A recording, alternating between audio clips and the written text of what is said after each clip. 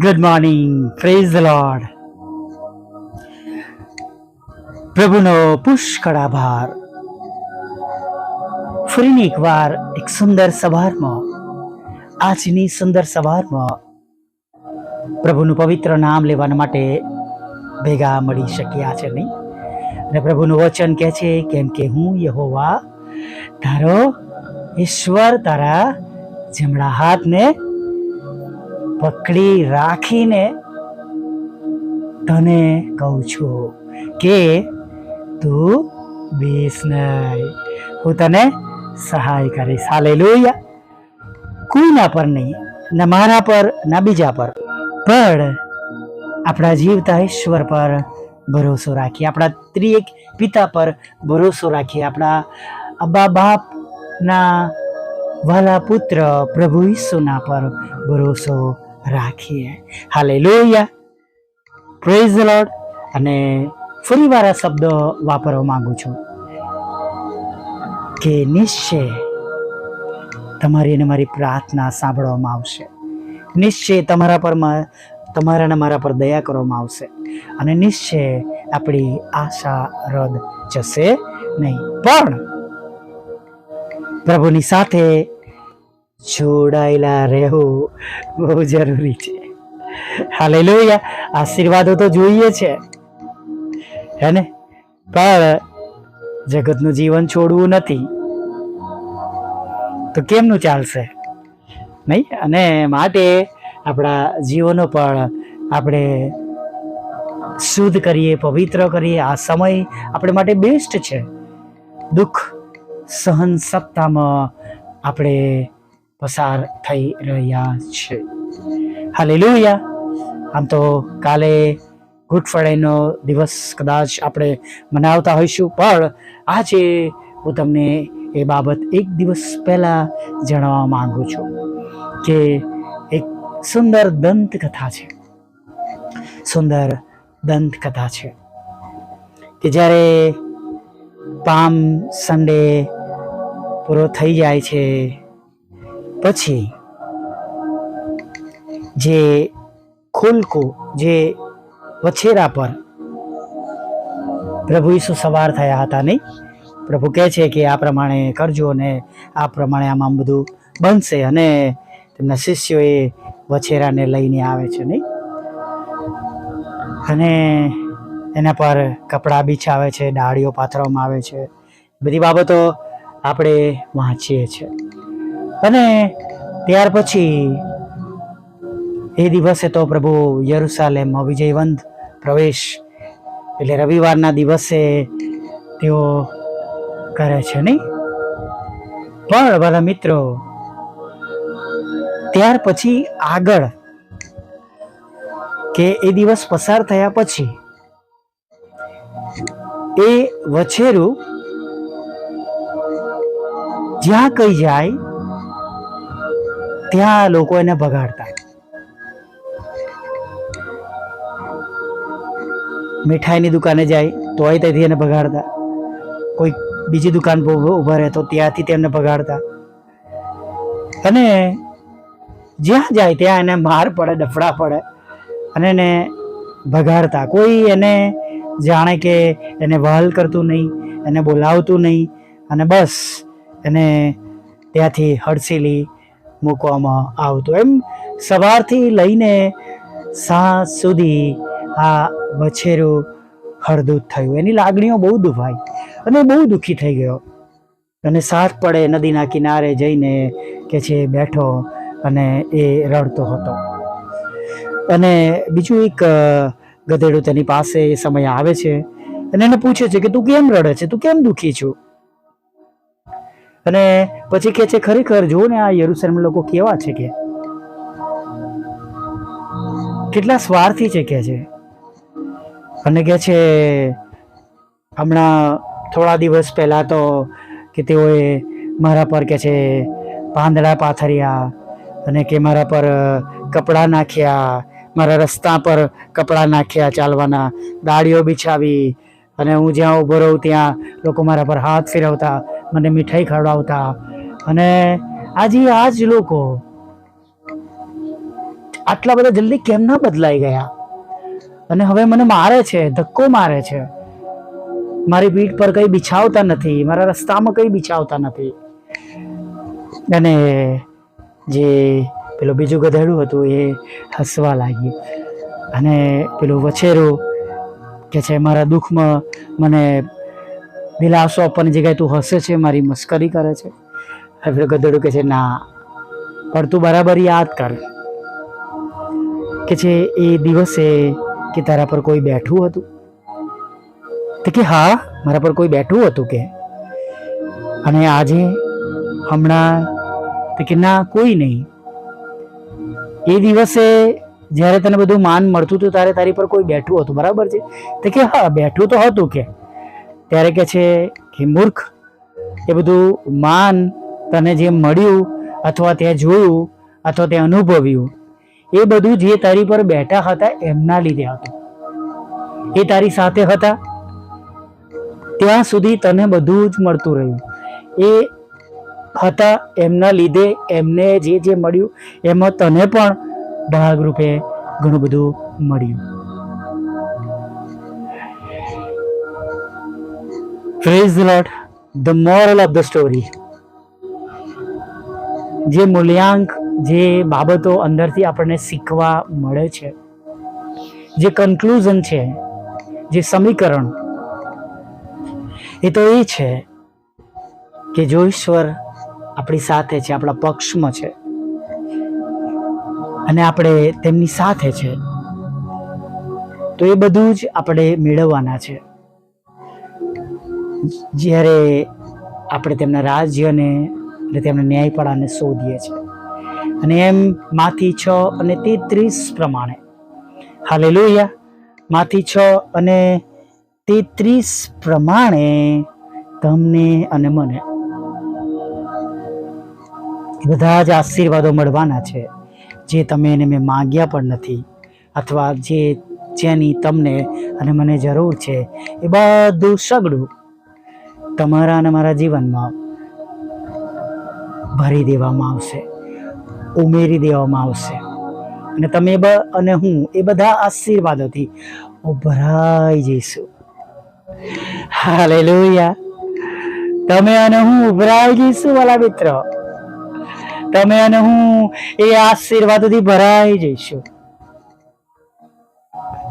આપણા જીવનમાં પ્રભુને રાખીએ, પ્રથમ સ્થાને રાખીએ, પ્રભુને પ્રથમ આમંત્રણ આપીએ.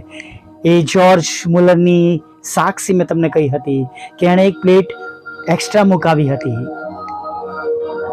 અને તેણે પ્રભુને આમંત્રણ આપ્યું હતું. તેના સહાયક કહે છે તમે આજે વધારેની પ્લેટ કેમ મૂકી? તો કે મારા પ્રભુને મેં આજે આમંત્રણ આપ્યું છે ખાવાના માટે. જો મારા પ્રભુ આજે ભૂખ્યા રહેશે તો પ્રભુ તમે ભૂખ્યા રહેશો મારી સાથે, કેમ કે મારી પાસે કોઈ ખાવાનું નથી.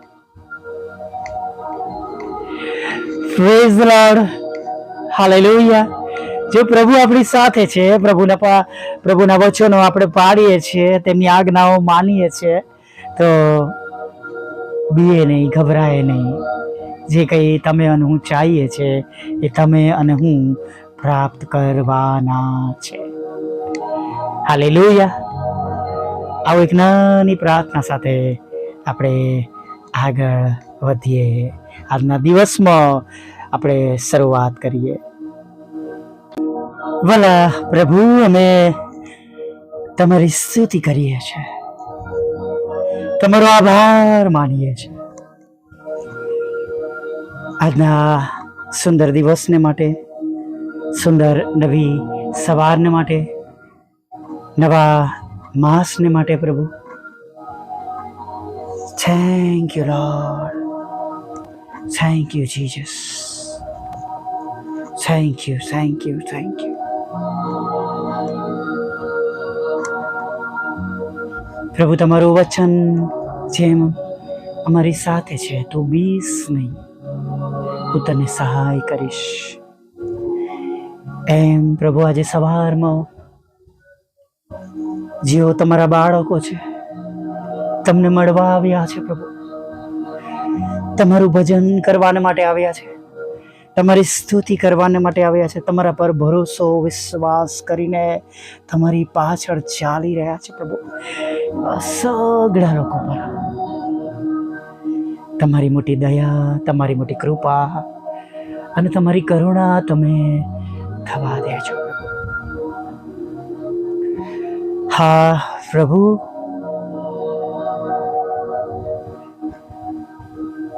જેમ આજે તમે એક સુંદર તનકથા દ્વારા પ્રભુ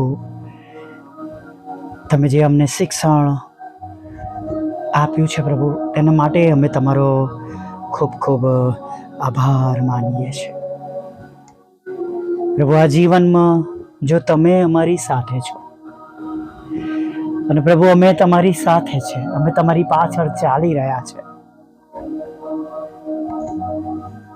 અને જેમ પ્રભુ યોહાનની સુવાર્તા 15:7 લખ્યું છે, જો તમે મારામાં રહો અને મારા વચન તમારામાં રહે તો જે કંઈ તમે ચાહો તે માંગો એટલે તે તમને મળશે. અને પ્રભુ અમે વચન પ્રમાણે પ્રભુ ચાલનારા, વિશ્વાસ કરનારા તમારા બાળકો તરીકે તમારી પાછળ ચાલનારા બનીએ. અને પ્રભુ તમારામાં રહીને અમે સર્વ બાબતો માંગીએ જે તમારી ઈચ્છા પ્રમાણે છે, તમને ગમે છે. અને પ્રભુ જે તમે અમારા માટે રાખી મૂકી છે પ્રભુ, એ સર્વ બાબતો અમે પ્રાપ્ત કરીએ એવું તમે થવા દેજો પ્રભુ.